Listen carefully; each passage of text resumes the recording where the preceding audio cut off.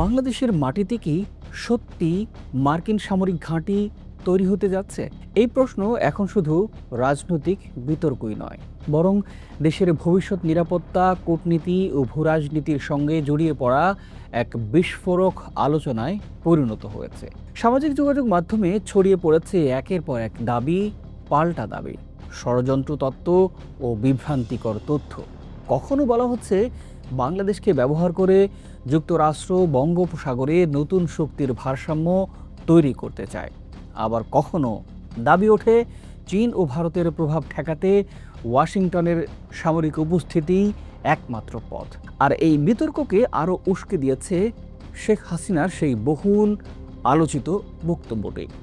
ক্ষমতাচ্যুত হওয়ার মাত্র ১.৫ মাস আগে তিনি বলেছিলেন তারা বে অফ বেঙ্গলে একটি ঘাঁটি তৈরি করতে চেয়েছিল, কারণ বঙ্গোপসাগর ও ভারত মহাসাগর এলাকা নিয়ে বড় শক্তিগুলোর মধ্যে প্রতিযোগিতা চলছে। আমি সেটা হতে দেইনি, সেটাই আমার অপরাধ। এখানে একটা খ্রিস্টান স্টেট বানাবে, তো সেটা আমি হতে দিচ্ছি, এটাও আমার একটা অপরাধ। এই বক্তব্য প্রকাশ্যে আসার পর থেকেই নতুন করে প্রশ্ন উঠতে শুরু করে, আসলে কি বাংলাদেশকে ঘিরে আন্তর্জাতিক শক্তিগুলোর গোপন টানাপোড়েন চলছিল? আর যদি চলেই থাকে, তবে ২০২৪ সালের ৫ই আগস্টের রাজনৈতিক পট পরিবর্তনের পর সেই সমীকরণ কতটা বদলেছে? প্রিয় দর্শক, আমি শাহাদাত হোসেন।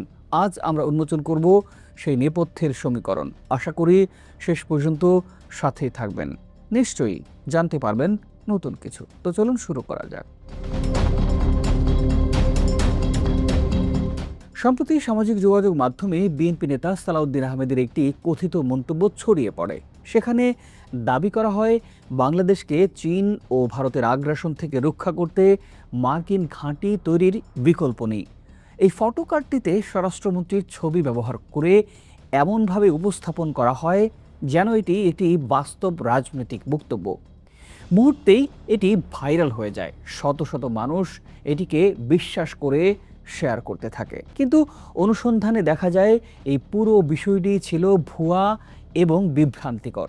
দেশের কোনো প্রতিষ্ঠিত সংবাদ মাধ্যমে এমন বক্তব্যের অস্তিত্ব পাওয়া যায়নি, বরং রিভার্স ইমেজ সার্চে উঠে আসে গুপ্ত টেলিভিশন নামের একটি স্যাটায়ার বা ব্যঙ্গাত্মক পেজ থেকেই প্রথম এটি পোস্ট করা হয়েছিল। সেই পেজের বায়োতেই স্পষ্টভাবে লেখা আছে তাদের কন্টেন্ট বিনোদন, ব্যঙ্গ ও প্যারোডির জন্যই তৈরি করা হয়। অর্থাৎ একটি ব্যঙ্গাত্মক পোস্টকে বাস্তব রাজনৈতিক বক্তব্য হিসেবে ছড়িয়ে দিয়ে দেশে নতুন করে মার্কিন ঘাঁটি বিতর্ককে উস্কে দেওয়া হয়েছে।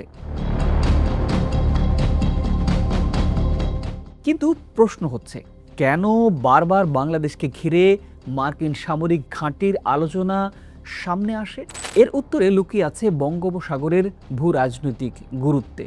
বর্তমান বিশ্ব রাজনীতিতে বঙ্গোপসাগর আর শুধু একটি সমুদ্র সীমাই নয়, এটি এখন ইন্দো প্যাসিফিক কৌশলের অত্যন্ত গুরুত্বপূর্ণ অংশ।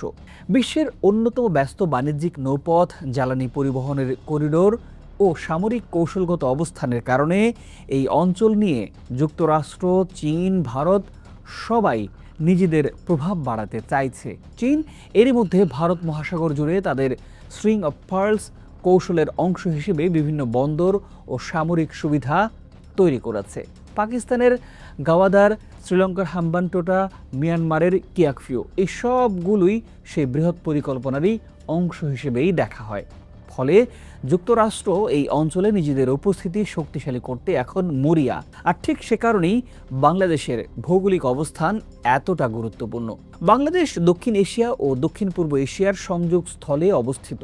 কক্সবাজার, চট্টগ্রাম ও বঙ্গোপসাগর এই সব মিলিয়ে এটি এমন একটি কৌশলগত অঞ্চল যেখান থেকে পুরো ইন্দো প্যাসিফিক অঞ্চলের সামরিক ও বাণিজ্যিক গতিবিধি পর্যবেক্ষণ করা সম্ভব। আন্তর্জাতিক কিছু গণমাধ্যম ও বিশ্লেষক দীর্ঘদিন ধরেই বলে আসছেন যুক্তরাষ্ট্র বাংলাদেশের সঙ্গে আরও গভীর সামরিক সহযোগিতা চায়।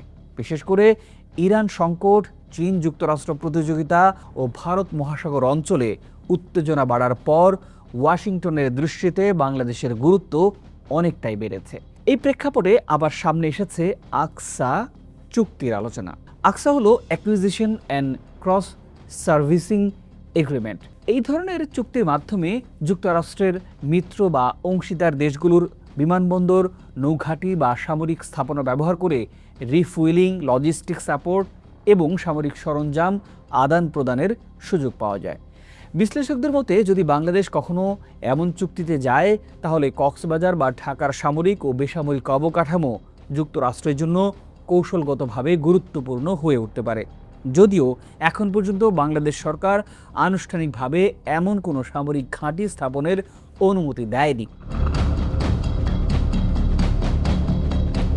এর আগেও যুক্তরাষ্ট্র বাংলাদেশকে জেসমিয়া চুক্তিতে সই করার জন্য চাপ দিয়েছিল বলে বিভিন্ন সময়ে আলোচিত হয়েছিল। General security of military information agreement নামের এই চুক্তির মাধ্যমে দুই দেশের মধ্যে সামরিক ও গোয়েন্দা তথ্য আদান প্রদানের সুযোগ তৈরি হয়।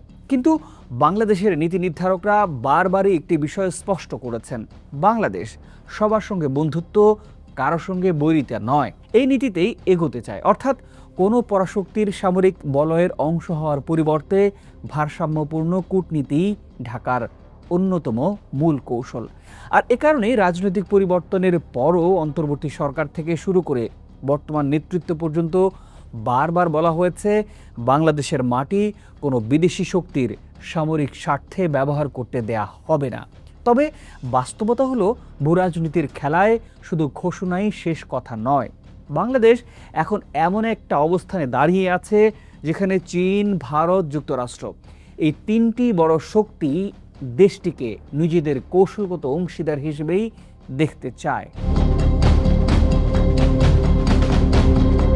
আর এই প্রতিযোগিতা যত বাড়বে ততই বাড়বে গুজব, তথ্যযুদ্ধ এবং প্রভাব বিস্তারের প্রচেষ্টা। সামাজিক যোগাযোগ মাধ্যমে ভাইরাল হওয়া এই ফটোকার্ড হয়তো নিছক ভুয়াই তথ্য, কিন্তু সেই ভুয়া তথ্য প্রমাণ করে বাংলাদেশকে ঘিরে আন্তর্জাতিক রাজনীতির উত্তাপ কতটা বেড়ে গেছে।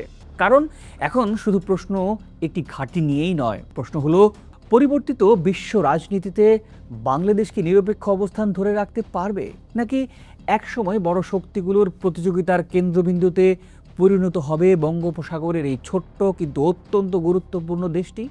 তবে বর্তমান সরকারের নীতি নির্ধারণী পর্যায় থেকে বারবার আশ্বস্ত করা হয়েছে যে বাংলাদেশের সার্বভৌমত্ব বিকিয়ে দিয়ে কোনো চুক্তি করা হবে না। প্রধানমন্ত্রী তারেক রহমান এবং সংশ্লিষ্ট মন্ত্রীরা একেবারে স্পষ্ট করেছেন, দেশকে কোনো আধিপত্যবাদী শক্তির খেলার মাঠ হতে দেয়া হবে না। ভূরাজনীতির দাবার চালে বাংলাদেশ এখন এক গুরুত্বপূর্ণ মোড়ে দাঁড়িয়ে আছে। একদিকে মার্কিনদের স্ট্র্যাটেজিক ইন্টারেস্ট, অন্যদিকে চীন ও ভারতের নিজস্ব বলয়ে রক্ষার চেষ্টা। এই ত্রিমুখী চাপের মাঝে বাংলাদেশ কোনো বিদেশি ঘাঁটি হবে কিনা তা কেবল সময়ই বলে দেবে। তবে স্যাটায়ার পেজের ফটোকার্ড দেখে বিভ্রান্ত হওয়ার যে বিপজ্জনক তা বর্তমান ডিজিটাল যুগে আবারও প্রমাণিত হলো। প্রিয় দর্শক, আজ শেষ করছি। নিশ্চয়ই এই বিষয়টি নিয়ে আপনিও আপনার ভাবনার কথা জানাবেন। ভালো থাকুন, সুস্থ থাকুন, চ্যানেলটি সাবস্ক্রাইব করে আমাদের পাশেই থাকুন।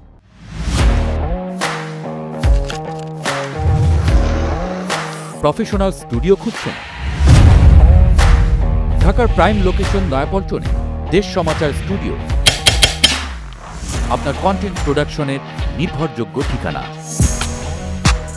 এখানে পাবেন 4K ক্যামেরায় মাল্টি অ্যাঙ্গেল রেকর্ডিং, আছে গ্রিন ও ব্ল্যাক স্ক্রিন সেটআপ, উন্নত মানের মাইক্রোফোন ও sound proof voice over booth. আপনার পছন্দ মতো স্টুডিও ডিজাইন করার সুযোগও থাকছে। Hazrat Shahjalal news content, talk show, interview বা পডকাস্ট যা কিছুই করেন এখানে পাবেন প্রফেশনাল সেটআপ আর ফুল এডিটিং সাপোর্ট। আপনার চাহিদা অনুযায়ী বুক করতে পারেন আজই। কল কিংবা হোয়াটসঅ্যাপ করুন এই নাম্বারে 017202106557। ভিজিট করুন আমাদের ওয়েবসাইট ও ফেসবুক পেজ।